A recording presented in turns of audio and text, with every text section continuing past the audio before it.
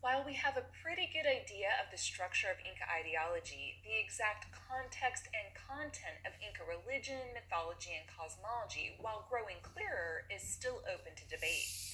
This lecture examines the construction and content of Inca ideology to gain an understanding of how the Inca viewed themselves in relation to both earthly and heavenly realms. Religion, cosmology, and mythology are complicated because, well, as I've mentioned before, the Inca had no written history. What we know was recorded by both Spanish chroniclers and Andean authors, which occurred after the conquest but before full European takeover. As such, religion is greatly debated because of the possible influence the Spanish authors imposed on their writing of Inca tradition. Their interpretation might be slightly different than actual practice, so that could be a little bit of an issue.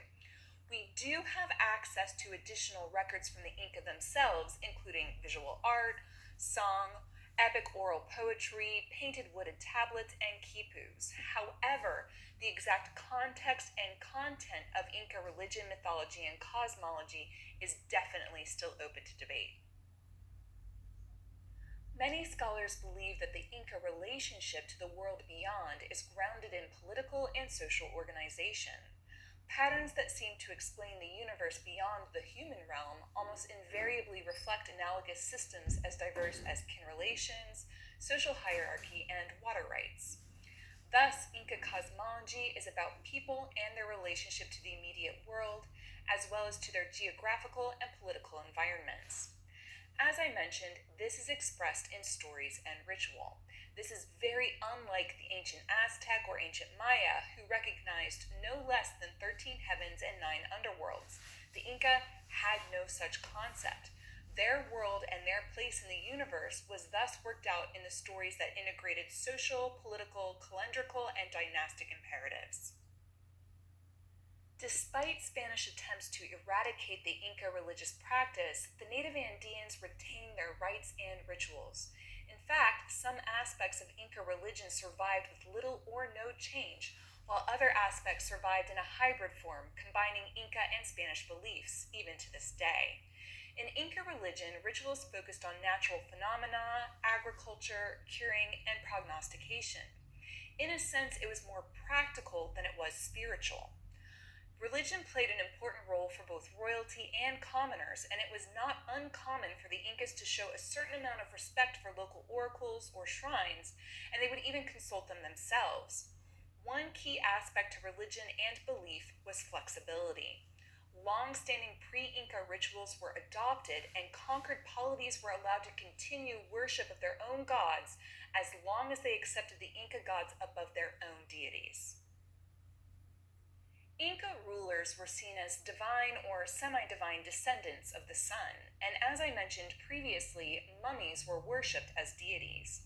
The natural world played a large role in Inca religion. For example, they worshipped stone, water, rivers, caves, and springs because they were essential ingredients in their own origin story and myths. They planned their calendar, measured time, and planted crops according to the heavens. And vital components to Inca religion were sacrifice and pilgrimage, which is tied together by Huaca worship. Huacas, as you're going to learn on the next slide, is anything or place that has transcendent power. As I mentioned in the previous lecture, the Inca felt it was their right and obligation to spread their religion. Subsequently, religion was a primary motive and justification for imperial expansion. The Inca worshipped places, objects, and natural features of the landscape imbued with perceived supernatural forces. Anything unusual and out of the ordinary could be a huaca, even an oddly shaped ear of corn. The Inca saw no contradiction between huaca worship and the formal worship of gods, and they believed that no matter how large or small, all huacas allowed for communication with the supernatural world.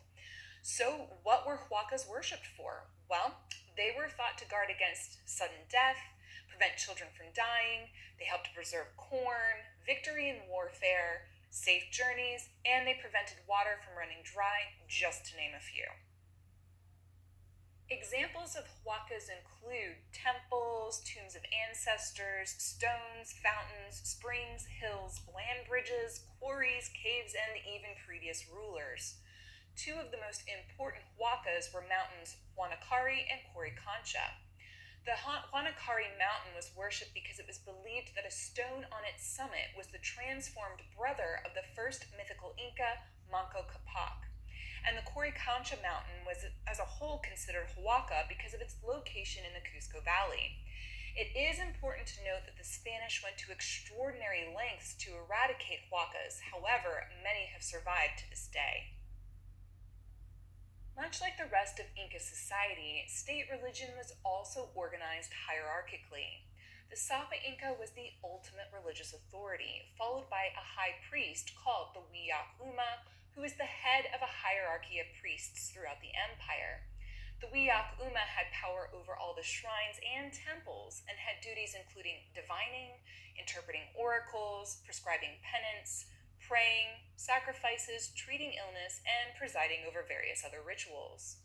Beneath this high priest was the Hatun Wika, who functioned like a bishop and was in charge of the Yana Wika, or ordinary priests. Now, priestesses did exist, and some were given positions of high authority. However, most served the shrines of the moon goddess. There was also a special class of healers called Kamaska or Sonkoyok. These healers were both men and women who practiced shamanistic medicine. Their ability to heal depended on a combination of medicinal and herbal remedies. However, most important was their spiritual intervention on behalf of the ill. Those that needed their services paid them with silver, cloth, and or food. Another special class to be imbued with special gifts were the diviners. Diviners were responsible for communication with the spirits or deities, which was achieved through various means.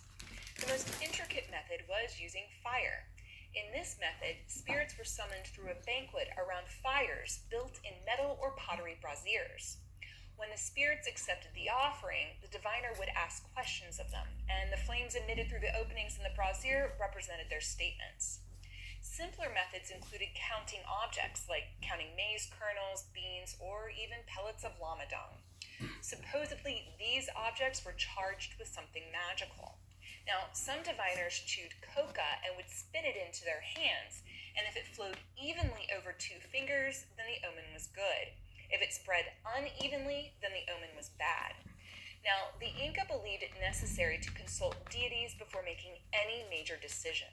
And according to Andean archaeologist John Howland Rowe, divination was practiced to diagnose disease, determine the truth of a confession, locate lost property, identify hostile sorcerers, choose between 2 possible heirs, and to determine the most acceptable sacrifice for a deity. And for warfare, diviners were used to help determine timing and strategy and likelihood of success in battle. Now, the oracle was the most direct type of divination, with the most important oracle being the site of Pachacamac, located on the Central Coast. You're going to learn a little bit more about this later. Regardless of your status within the Inca Empire, you were expected to show acts of devotion. Appropriate gestures were mandated when approaching a huaca, when drinking chicha, or when addressing gods or a king. This might include tossing chewed coca or maize at a sacred object, flicking chicha on the earth, or removing shoes and earplugs before entering a huaca.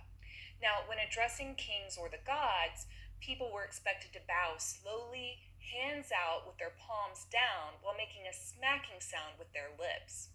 Now, with regards to praying, and yes, they did pray, it could be said silently or aloud, and praying was addressed to both the gods and huacas. All of the Inca had rites in their devotion. Often confession, penance, and fasting were common observed rites. Confessions were pronounced out loud to priests. Penance was assigned by the confessor and might include things like fasting or praying at a shrine or even flagellation.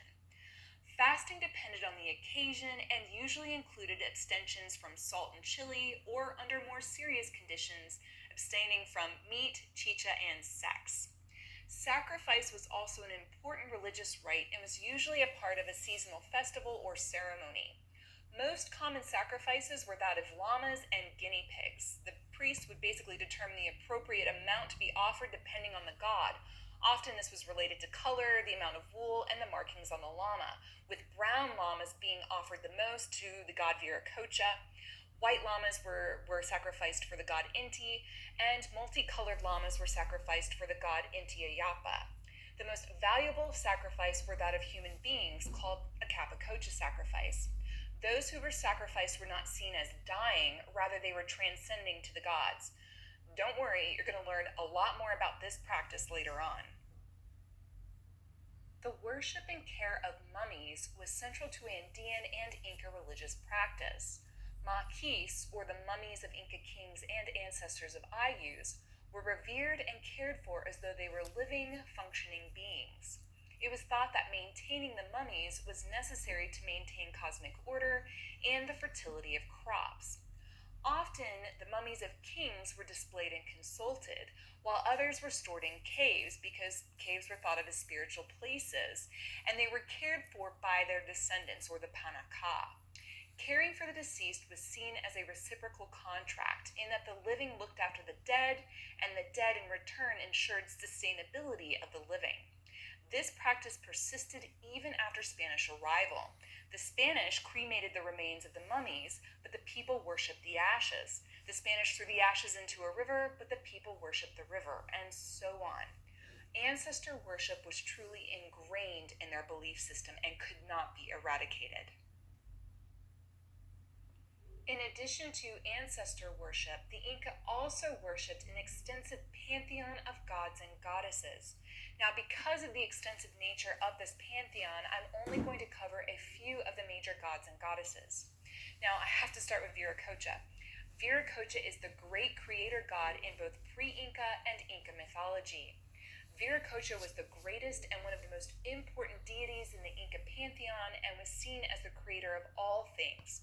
He was also seen as the substance from which all things are created.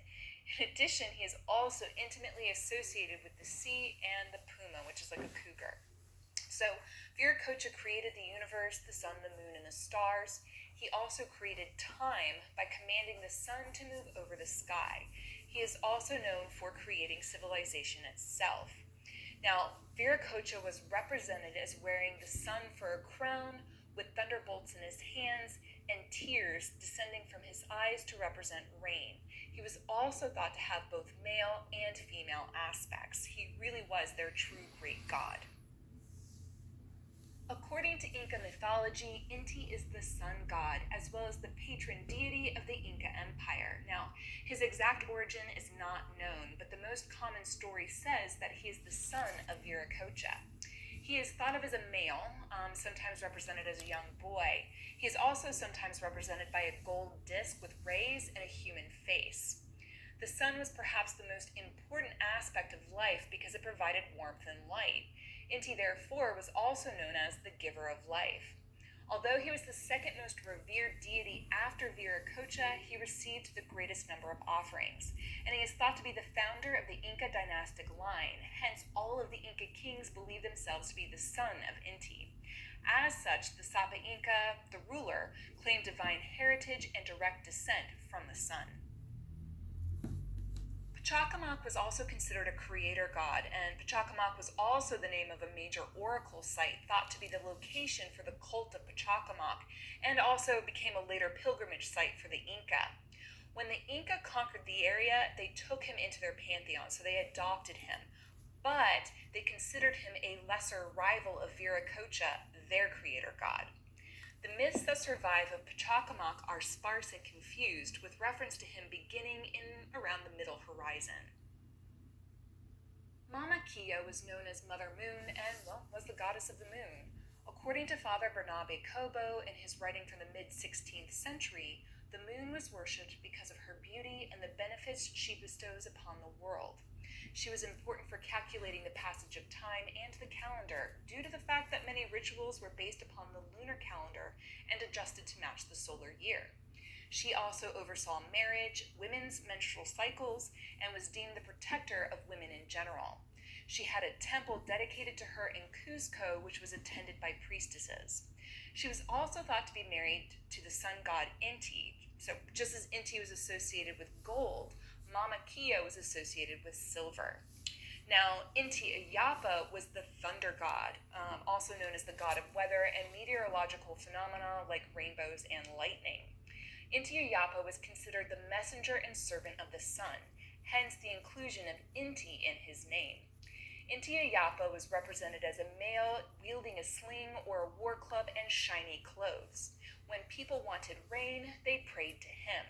The crack of the sling represented thunder, lightning bolts were the sling stones, and lightning itself was his clothes reflecting light, while rain was caused by him breaking a jug of water. Next we have Pachamama, who was worshipped as Mother Earth. She was associated with earth and agriculture and helped make fields fertile. As such, she was very prominent in the highlands, and even today, farmers will pour chicha on the earth they hope to cultivate. Now, Mama Cocha was the female sea deity and an ocean goddess. And in fact, springs and streams were thought to be her daughters, and as such, she was worshipped primarily by coastal communities. Many of these gods and goddesses were the focus of Inca ritual and ceremony. As such, the Incas celebrated regular and numerous ceremonies that correlated with agricultural cycles, the solar and lunar cycles, and the calendar. Many of these ceremonies took place in Cuzco in the main plaza. It is important to note that the Inca calendar consisted of 12 months of 30 days, with each month having its own festival and a 5-day feast at the end. And the Inca year began in December. These following slides are only a select few of the ceremonies and rituals practiced by the Inca.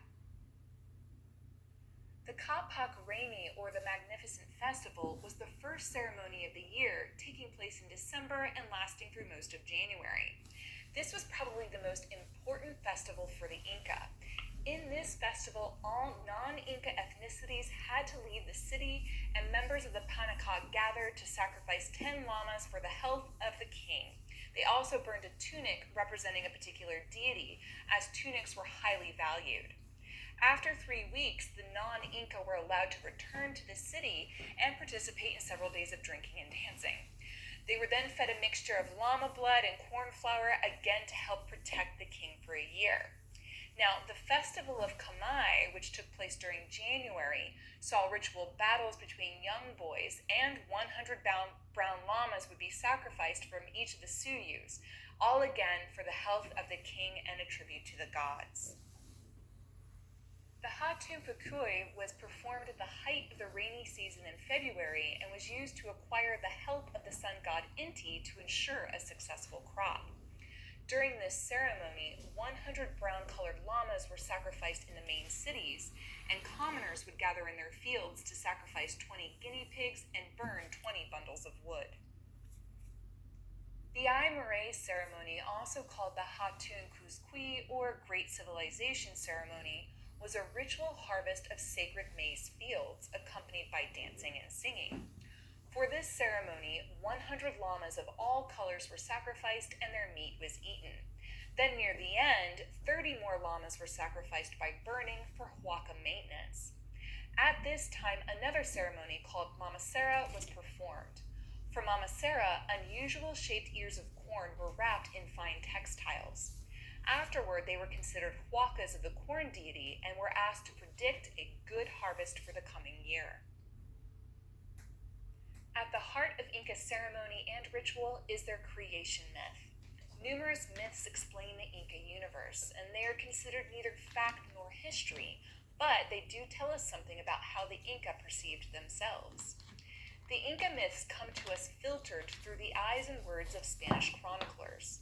Nearly 24 chroniclers over 150 years documented Inca myth. For example, Pedro de Cieza de Leon chronicled Inca mythology and published about it around 1553 or 1554. His El Escenario de los Incas is one of the earliest sources on the history and mythology of the Inca Empire. Another chronicler, Juan de Betanzos, who was married to an Inca princess, was fluent in Quechua and was ordered as a viceroy to the Inca in 1551. His Narrative of the Inca was published in 1557 and is one of the best sources of Inca mythology. The Inca cosmic origin myth centers on Lake Titicaca. Versions of the story do vary, but most begin by stating that at the beginning of time, the world was in darkness because the sun, moon, and stars did not exist. Then Viracocha emerged from Lake Titicaca and created the first race of beings.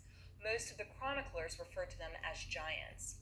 For whatever reason, these people angered Viracocha, so he destroyed them by flood.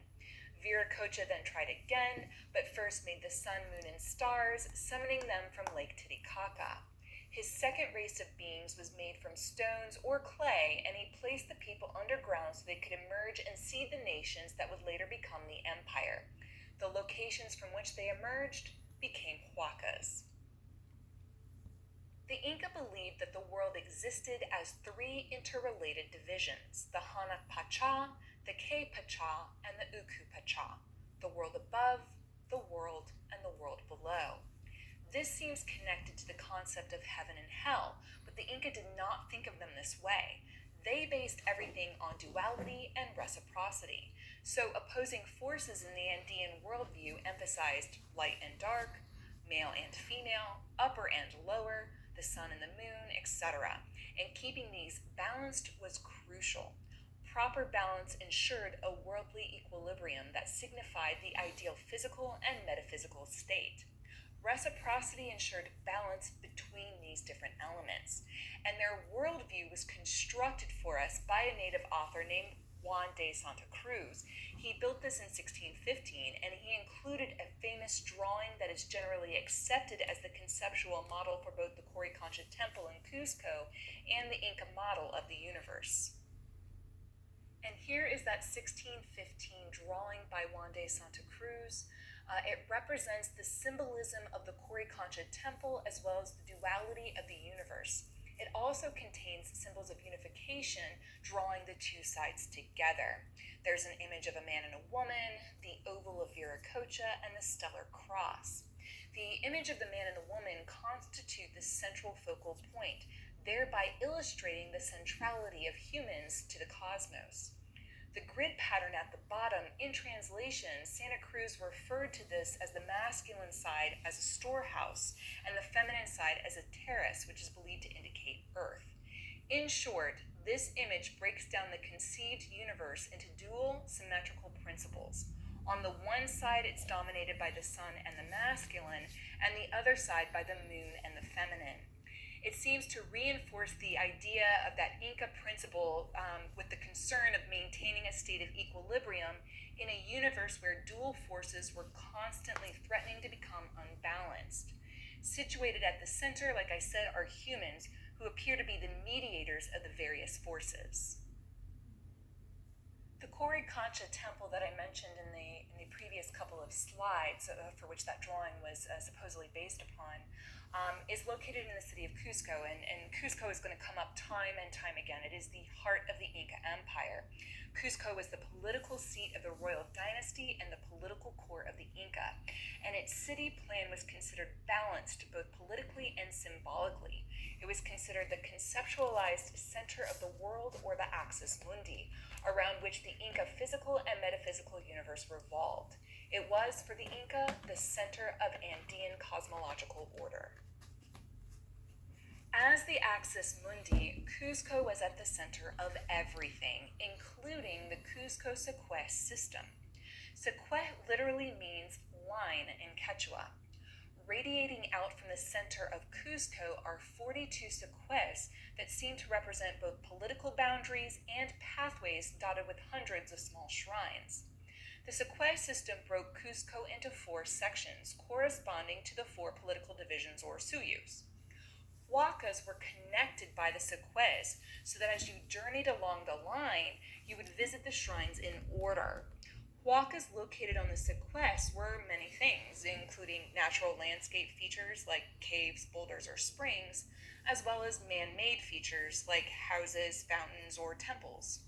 The huacas had a variety of functions and meanings related to the Inca religion, to political rulers, to family connections, to astronomical sighting points, and to land boundaries or irrigation system markers. Some of the sequez were straight lines, while others zigzagged their way across the landscape. Important to note is that they never crossed one another, although they often ran parallel to one another. Regardless, these paths were an essential part of the royal governance of the Inca